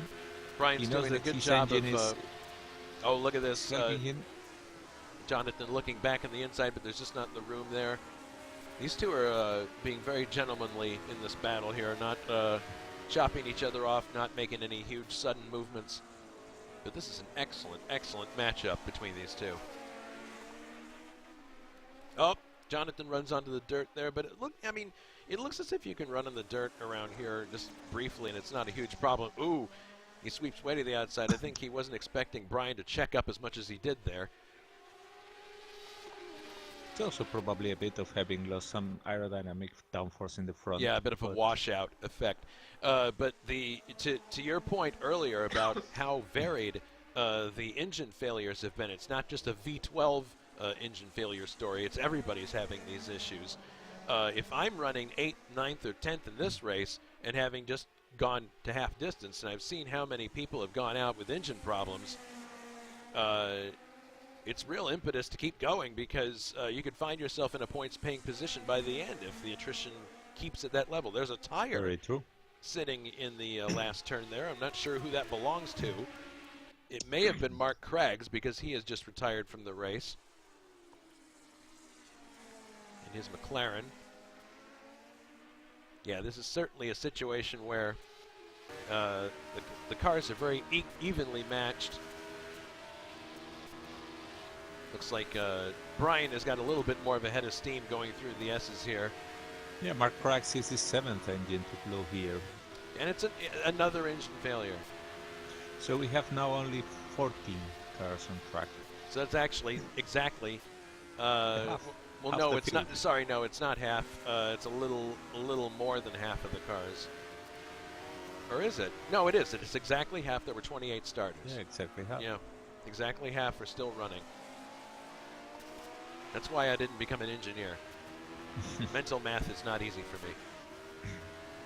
At least not in the heat of the moment. So, Chapman now again very close to Gerard Rion. But seems that he's still unable to pass. Gerard really losing the tail. Oh, Mick Chapman, look at that! Oh, no! Oh, well, goodness. He was the luckiest man here, because if there is one place where you can lose it and go sideways the whole track, that's exactly that point. Here's because the of pit replay. exit, making the track so much wider. Here's the replay. Oh, What no! No, look at that! He finally lost it. Oh, no! This is not a replay. This is live now. So what happens here is that probably his tires were too hot from that spin, and then when he tried to hold on to defend his position, he spun again. All right, so here he is recovering from that. This is another replay here. He was trying to keep going. He saw, oh yes, oh goodness. You know, and he's really lucky. He just gently taps the barrier with his right rear, and I'll bet he didn't do too much damage. But good grief, that drops him down to 12th place now. It's too bad.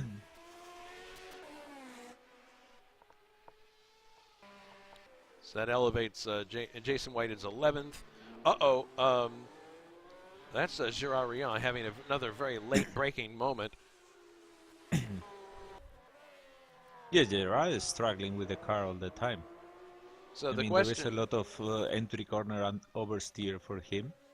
It's certainly not the most comfortable situation. So now I'm starting to wonder, is David Saber's car going to be able to make it to the end without blowing up, given what Eves is has had to deal with all year long? I think David's had better luck with the engine than Eves has had, and that may be down simply to driving technique. Who knows?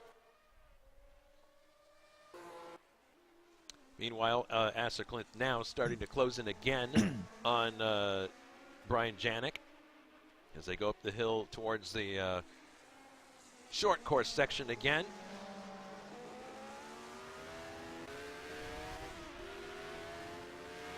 Good look at that lobster claw front end. It's so frustrating when you feel that you are slightly quicker than the car in front, but you don't find the opportunity to pass him.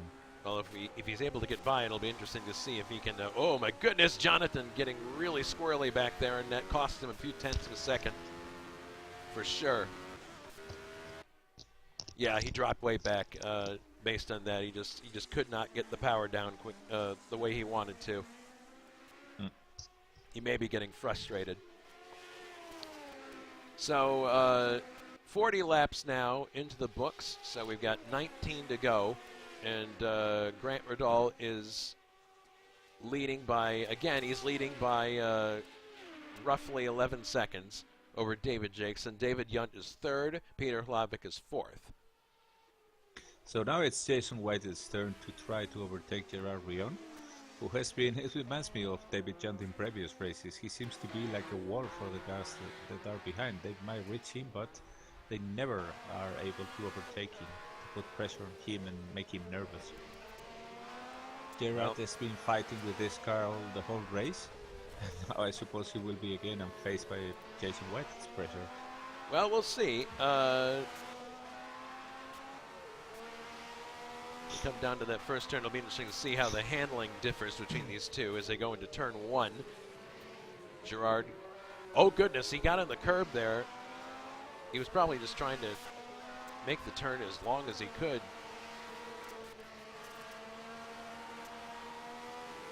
Oh, he's definitely losing steam here. Jason may have a chance at the end of the straight here if he's able to get enough slipstream.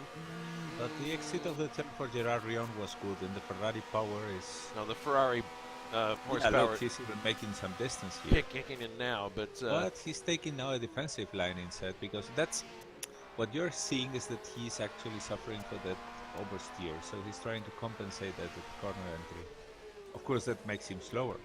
Yes, absolutely. And that's what allows him to survive.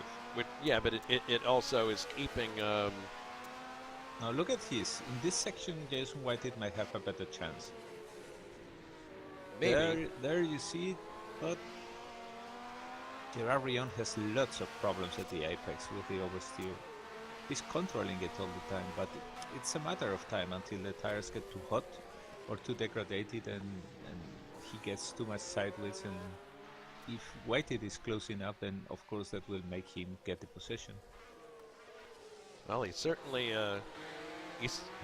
those 12 cylinders are certainly not allowing Gerard to get away. But yeah, the straights is not a good place, but we're coming to turn one, and turn one is probably one of the best places. The only thing is that Gerard Rion, because the car oversteers so much, he tends to get sideways and block completely the turn.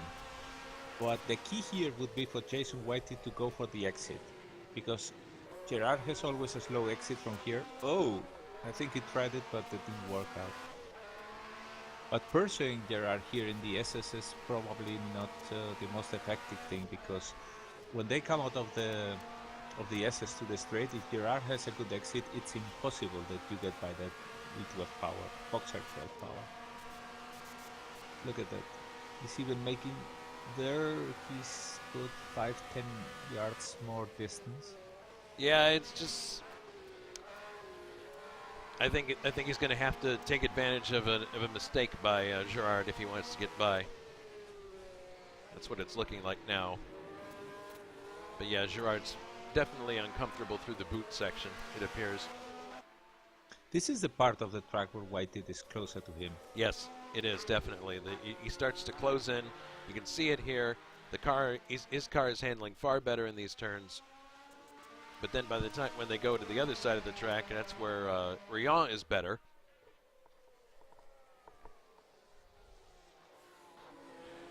Yeah, I think his best bet is going to be to wait for a mistake to occur somewhere in the boot section with Gerard if he wants to get by.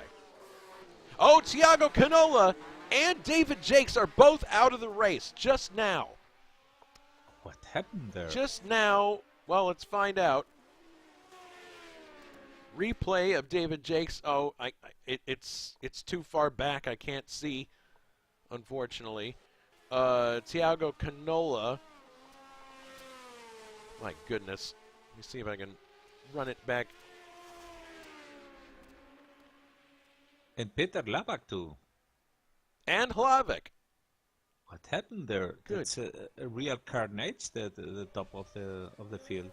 So, I mean, it starts to... Well, those three were not really close together, so... Nick Chapman also had an accident 2 laps ago. Good grief. People are just dropping like flies all of a sudden. This elevates My goodness, this elevate. Jonathan, a third clean to paint podium position. It does. He's now in 6th. Grant, meanwhile, is just out in front. David Sabers on the podium. David Junt 2nd. It makes David Yunt in 2nd. David Saber is now in 3rd, but there's some serious question marks about his engine. 4th is Miguel Yannick in the points. 5th, Brian Janik. And 6th, Jonathan Asserklint. So exactly what we said might happen did happen. People who were running toward the front had moments of technical issues or some kind of attrition, and then these guys just rise up to the top. So waiting in the wings outside the top 10 is sometimes the way to go in these Formula One races. You're able to rise up to the occasion and score some points. So now the question is, can Asserklint possibly get into the top 5 and get around Janik? We'll see. Well, hopefully David Jakes will come into the booth at some point here and explain to us what exactly happened, because we didn't have a chance to really see it on the monitor. But pretty much everybody else in the top 5 is spread out. So there's no battles up there. The closest battle that we have right now at the top of the field is Asserklint and Brian Janik. And then we have a really good battle here, between Jason Whitehead, who's 8th, and Gerard Rion, who is 7th. So they're back to, they're still shadowing each other quite well. But yeah, it appears this is a section of the track where Gerard just has the legs on that Alfa Romeo.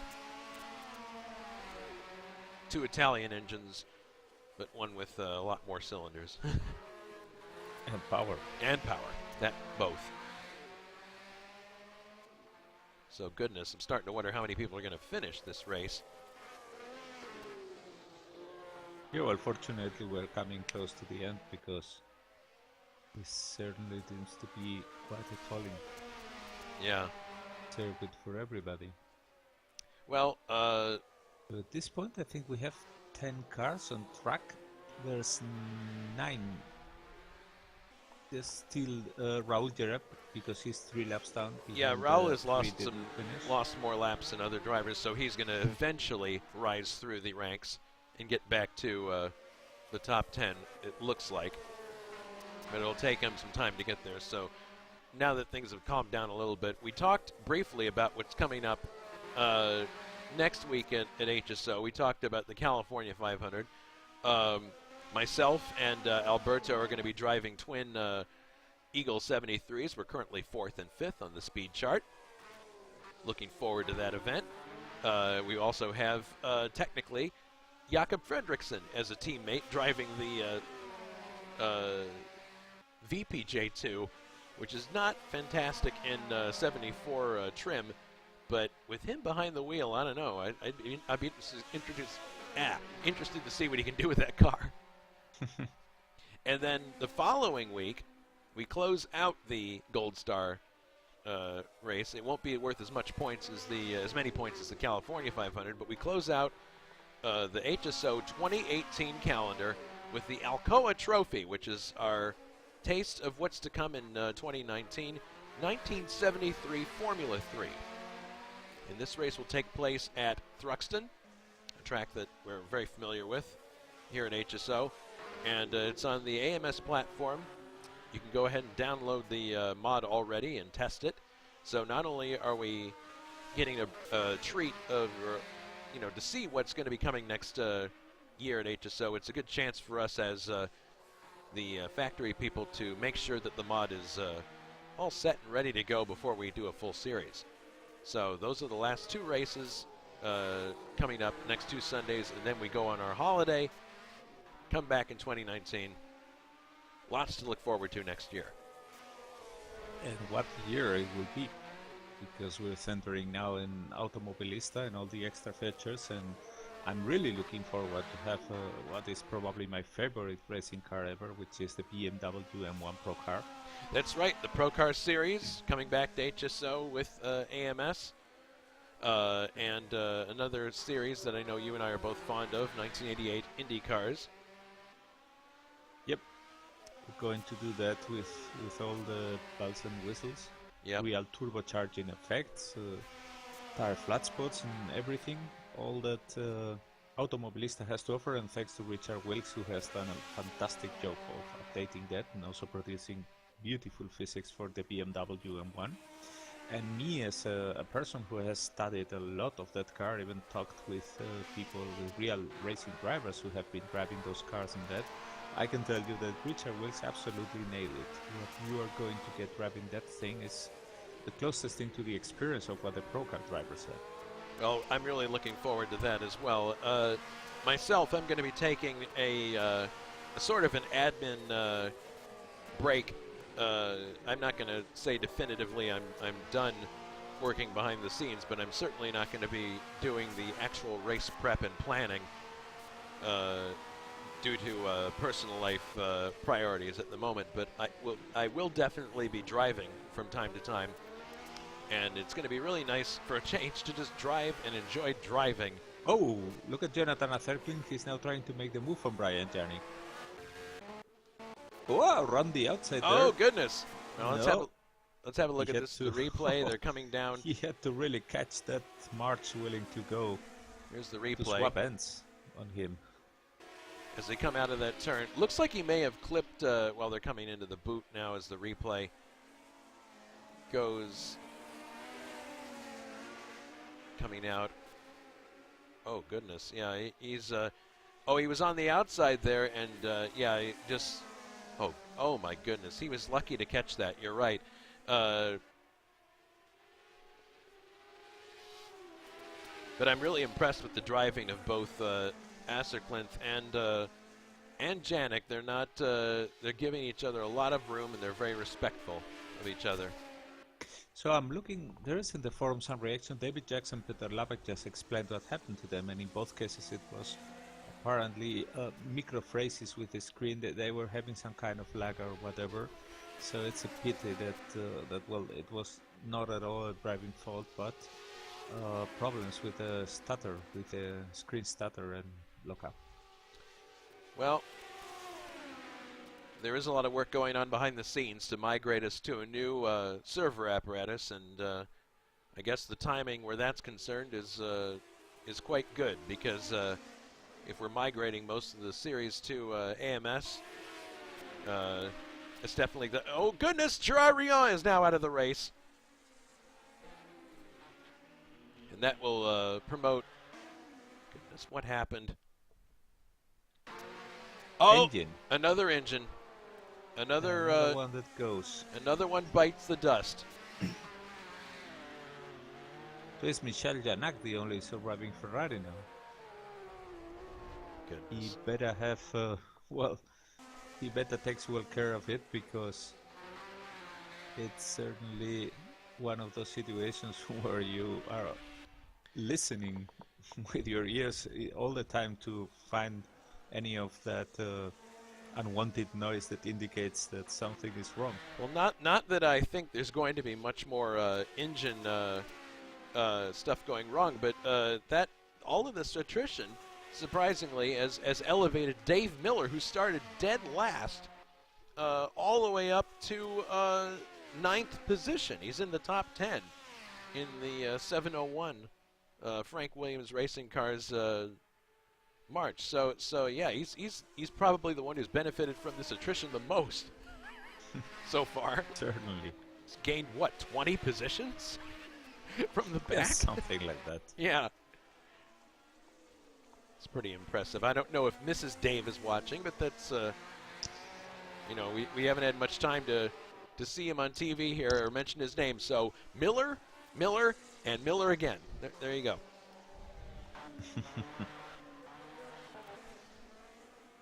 Meanwhile, Jonathan is still shadowing Brian Janik. Those two will add up to they need a really good shower, because they will be totaled after this race. The concentration that is required, not just to drive here, but to be so close to the other car and waiting for the opportunity, such a tension. Oh, and Dave Miller is now 8th because he was a lap behind Gerard Rion. Now has just made that lap up with Gerard's retirement, so he is now in 8th place. So he's gained 21 positions. And Raul Jerev continues to climb positions because he's also top 10 now, even if he's 3 laps down. Well, my goodness, 18 cars are out. And it's all like with very few exceptions. Most of it was engine related. Yeah, nothing related to stupid driving or bigger driving errors. It was just the only high profile crash that we saw was Austin Johnson, and he just got out of shape in the fast sweeper. That lock differential finally bit him in a way that he couldn't react to it. But yeah, well, it'd be interesting to see if fatigue becomes an issue with Brian Janik here and Jonathan Asserclinth as they're coming to the end here. So yeah, your running order right now: Grant Rudall, David Yunt, David Saber, Mikhail Janik, Brian Janik, Jonathan Asserclinth, Jason Whitehead, then 1 lap down in 8th place, Dave Miller.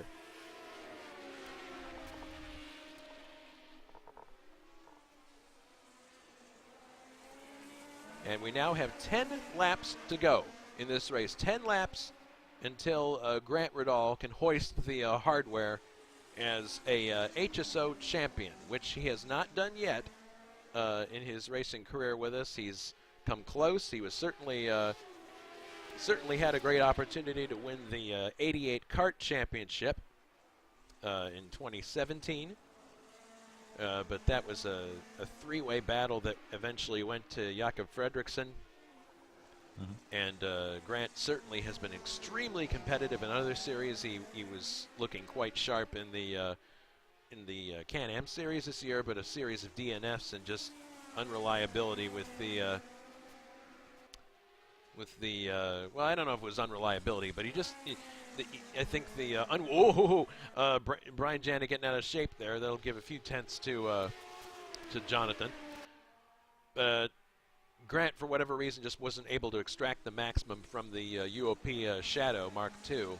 A very difficult car to drive, from what I understand. So Grant has been knocking on the door of having a championship under his belt, but he hasn't been able to do it yet in 9 short laps. Hopefully, if the car holds together, it'll be his crowning achievement. We'll see.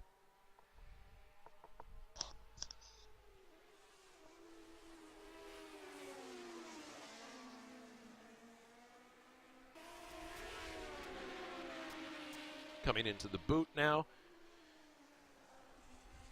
Asserclinth is hanging with him. I've been watching Brian closely, and it looks like that Brabham is starting to get a bit oversteery as he gets to the corners. So the handling's changing a bit for that car. He's having to adjust his technique slightly, I think. What do you think, Alberto? Well, it's hard to tell at this point. But Jonathan certainly seems to be already on very worn tires. He has been having the biggest weight of this battle because Brian has been trying just to drive steadily. So it's Jonathan who has been doing all the efforts. We'll see what happens.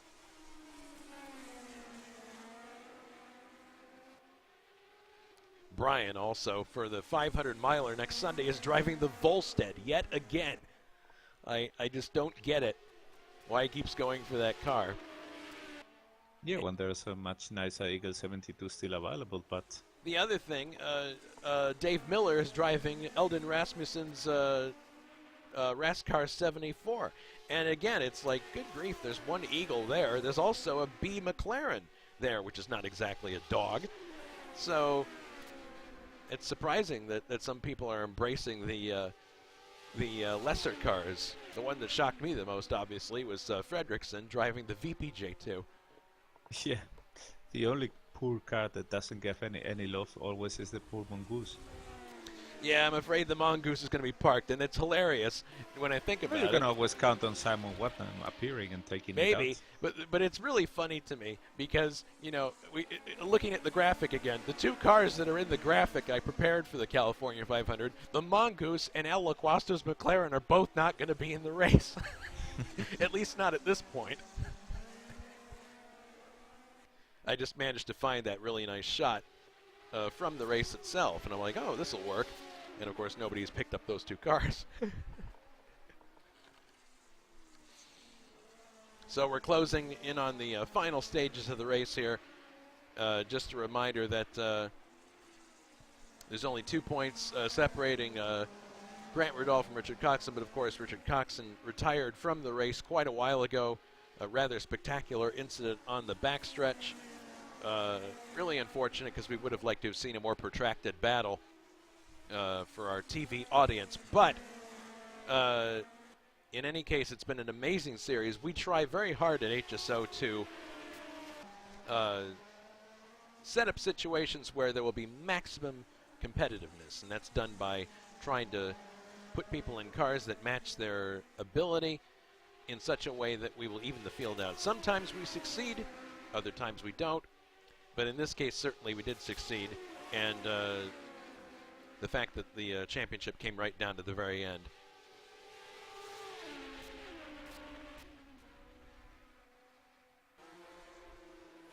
Is he going to get a shot here? No, he's too far back. That was a foreshortened shot I'm looking at now. So yeah, looks like unless Brian makes a really serious error here, could be looking at another top 5 and his name on the main .org page of HSO, which is always a fun accomplishment.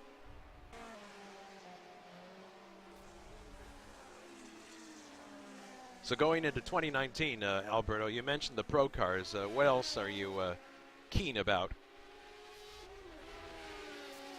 Why am I so keen about? No, what also are you excited for? But you mentioned the pro cars, definitely. I know the pro cars and of course the IndyCar 88. Yeah, 88. Do you think those are two of my favorite cars? I mean, I might give a try to the Formula 3s at one point, but obviously for me the pro car is a car I have a personal affection with, and the IndyCar as well. It's absolutely my all-time preferred in open wheel racing. We're also going to be doing a Gold Star in 2019 like we always do, so that means there'll be a wide variety of stuff there. Oh yes, everybody can expect some sports car racing and touring car racing. We'll also have very likely Jonathan will be organizing Wednesday series with touring cars. We're preparing many other things, yes. Yeah, Jonathan did an excellent job organizing the Wednesday night series, and that was something extra that we hadn't actually planned on doing, but he took up the task, and for his first admin of a series, I think he did an excellent job. Oh, certainly. It was a lot of fun. There was a lot of good racing. So we'll see if he's going to... I'm thinking, I'm not entirely sure who's planning on broadcasting what next year, but I'm sure we'll have further discussions about that behind closed doors. Jonathan is going to broadcast IndyCar 88. I'm not sure about Pro Car, if he's going to take part or not, but IndyCar, the main series, so to speak, is going to be broadcasted, that's for sure.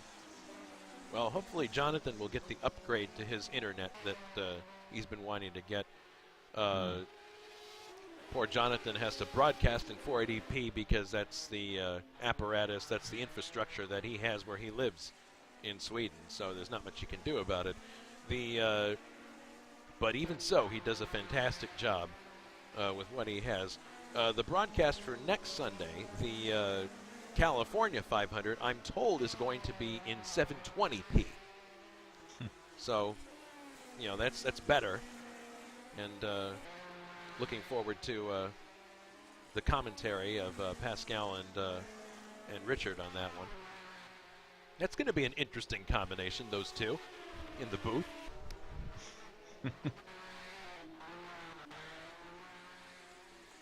So we have 5 laps to go now in this race. And I'm hoping that Ray is watching this race because he's going to get to see his son take a championship. My goodness, he's out in front now by 35 seconds almost.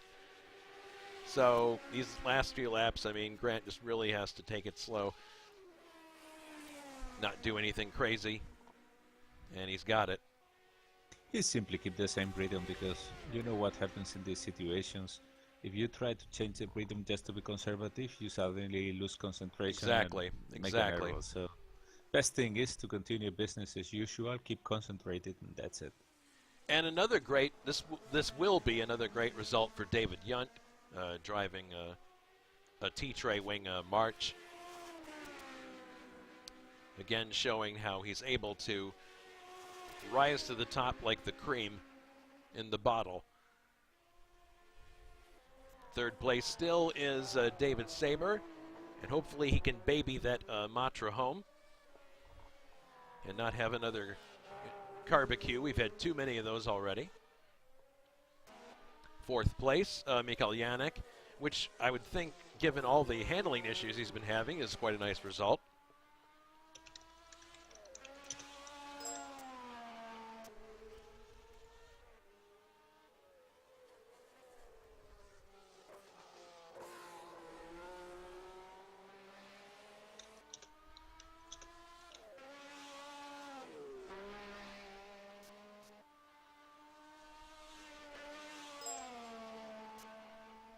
Oh, so yes, so there's going to be 3 of them then in the booth. That's going to be interesting. Yeah, I think so. Originally it was Jonathan who was planning to broadcast that. Richard Coxon, I think he didn't feel completely well to do such a long race and was willing to broadcast, but since Pascal is joining them, there'll be 3 of them, yeah. Yeah, that could work out quite well. Or maybe we can get even more international, and then Pascal can broadcast in German on his own. So Janik is still holding his own, and it looks like Jonathan's actually dropped back a little bit. So I think that at this point Jonathan is content not to have that March slide completely and in the barriers. And he doesn't have the perpetual 7th place hanging over his head. He's going to actually score a point here. But of course, Jonathan had an excellent race last time out in Canada, actually finished 4th. And he was really thrilled with that. So this is yet another great result for him to cap off the year. And Jonathan puts in a lot of work for us behind the scenes under less than ideal conditions a lot of the time. So I'm really thrilled to see him get some good finishes here towards the end. He certainly deserves them. Oh, goodness, look out. Your Reb having a bit of a lurid moment of oversteer there. And there goes. Oh, and the same thing happened to Janik. Did somebody drop some virtual oil there? Well, tires are completely shot Right. at this point of the race, I'm guessing. Right.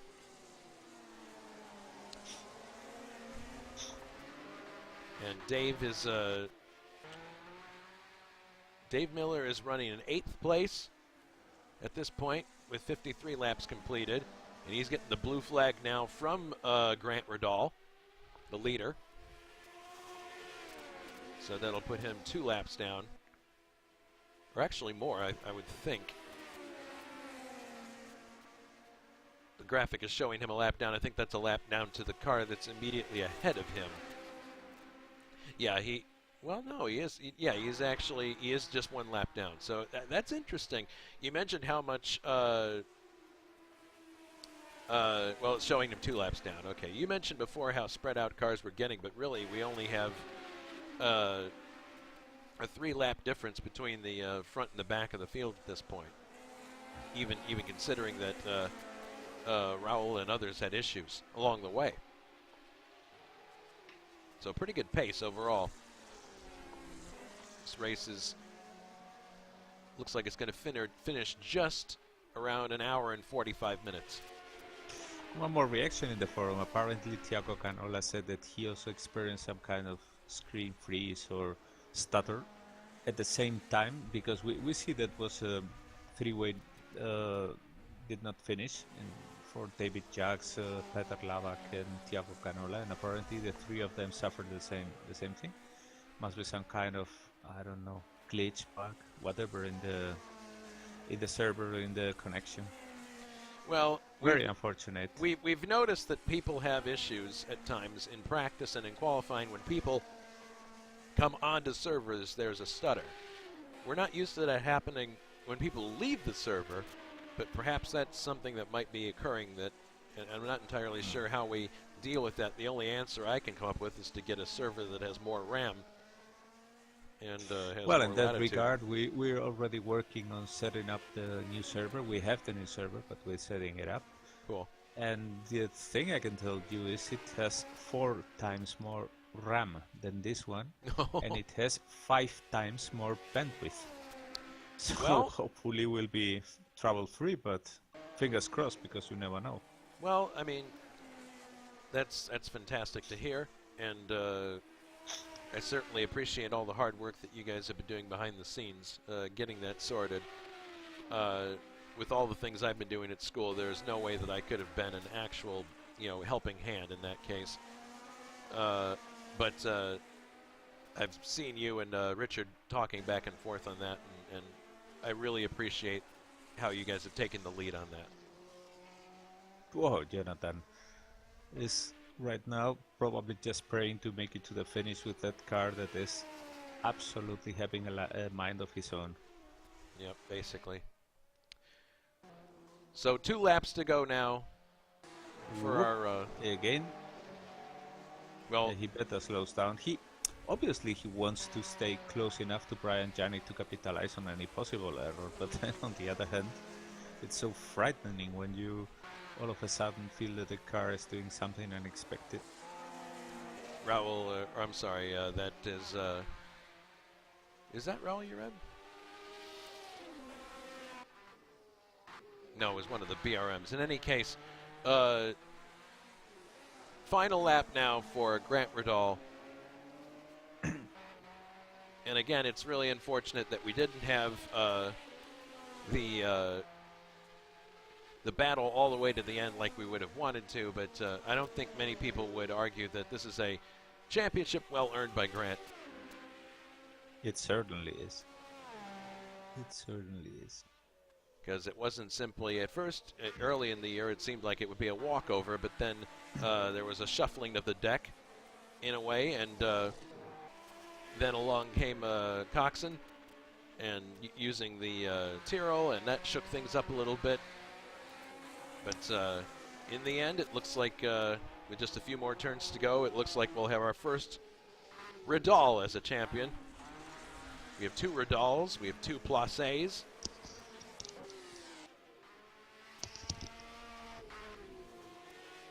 I always wanted to get my brother in here, so there'd be 2 of us, but that never happened. Whited brakes and allows Grant Riddall to come through. He comes now onto the short course. He's got only 2 turns to go now before his first HSO championship. 2 more turns. Turns left. And then turns right. And now he can see the finish line. Here he comes off the final turn. And your champion for the 1971 F1 Series is Grant Riddall. Fantastic. Well, congrats on a fantastic season. He must be absolutely total because he immediately went to the garage and will now be watching the rest of the cars end the lap. David Jant is going to collect another podium, again well deserved.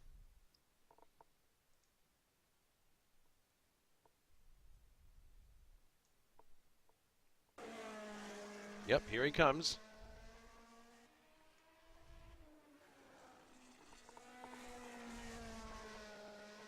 Comes off the turn, and he will take second place. Also very happy man here.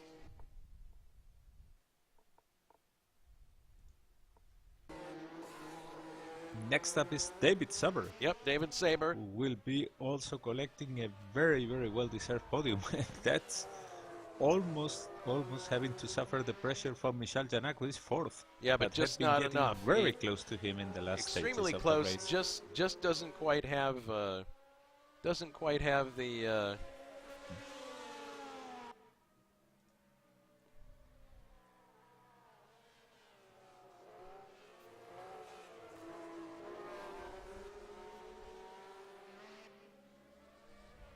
So, rest of the cars finishing now. And we have in the end 9 finishers, which, as we said, are Grant Riddle, David Jones, and David Sauber. Those are the podium finishers. Then Michel Janak and Brian Janik run the top 5. 6 for Jonathan Thurklint, which will also be getting 1 point. And then Jason Whitey, Dave Miller, and Raul Jareb, the other survivors of this so really attractive race. My goodness. Well, congratulations to Grant once again on a fantastic season. Really great effort. And now I assume we are going to move to the interviews. Let's see if there's anybody in the green room. Tent of Misery. There's a separate group here of people who are just hanging out. We'll see if anybody comes into the green room to talk. Now, unfortunately, Grant Riddle is not a person that uses TeamSpeak with any regularity, so unfortunately we can't get comments from him, but I'm sure that he'll be talking on the forum later on. It doesn't appear that anybody wants to join us in the green room. Again, Tent of Misery, they're not interested. Any final thoughts before we close out the broadcast, Alberto? No, I think we already summed that all right. I mean, it's a bit of a disappointment, User joined your channel, to have that finish, but overall it was a fantastic season. Mm-hmm. As it looks like we're now joined your channel. Oh, we're joined by, well, it looks like Jonathan Esserglint and David Yunt, but they have then suddenly muted their microphones. Not sure if... Oh, there's Jonathan. Jonathan, excellent job. Another top 6 finish for you. Didn't quite have the legs to catch Brian Janik there at the end, but once again, taking advantage of other people's problems and rising to the top. Yeah, I definitely took advantage of others' mistakes. I made one big mistake myself. Lost the car coming out of turn 1. Almost got cleaned up by Richard, but thankfully he was able to get around me. Fight with Brian was fantastic, but yeah, I was making just a couple of too many mistakes due to the tires being a bit too worn, so couldn't quite get there in the end, but really enjoyed that fight. I don't know how aware of it you were in the race, but the real story of this race were engine failures. We had easily the most engine failures in a race this time around. Lots of barbecues out there. So that explains why you were able to elevate so quickly. And other people that were benefited were Dave Miller, who started dead last and finished in 8th place. It's interesting, we don't have many... Where's David at? Yunt. He's in the booth, but he has turned off his sound. Certainly he's someone we'll want to talk to. He finished 2nd. David, are you there? I didn't turn it. Well, it appears he's having audio issues of sorts. Well, he is here. He is here. I don't. Here and talking, no problem, so check if you muted him for any reason. Oh, goodness. Bandwidth issues. Well, in any case, as we mentioned before, next week we have the California 500, which is going to be broadcast. I'm told that you're going to be doing some of the play-by-play, Jonathan. Is that true? Yep, I am. Oh, that's at least that's the plan. That's the plan, and Coxon doing the actual broadcast itself. Yeah. Well, that ought to be that ought to be a good combination. Also with Mikola in the booth, that ought to be certainly fireworks. We'll tune in for that, and then we'll have the Alcoa Trophy coming up to close out 2018 on December 23rd. that's a race that definitely will give everyone a taste of what's coming up next at HSO.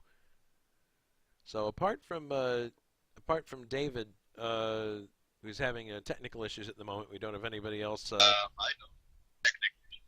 Well, we can hardly hear you on our end. Not sure why. Right-click his name and go to volume. See if you if it's turned down at all. Oh wait, here we go. David, try it now. Hello. There you are. Okay. My apologies. The issue was on my end. Good job finishing second place in the March. Lots of people having engine issues throughout the race, but apparently not you. How did the car handle throughout the 59 laps?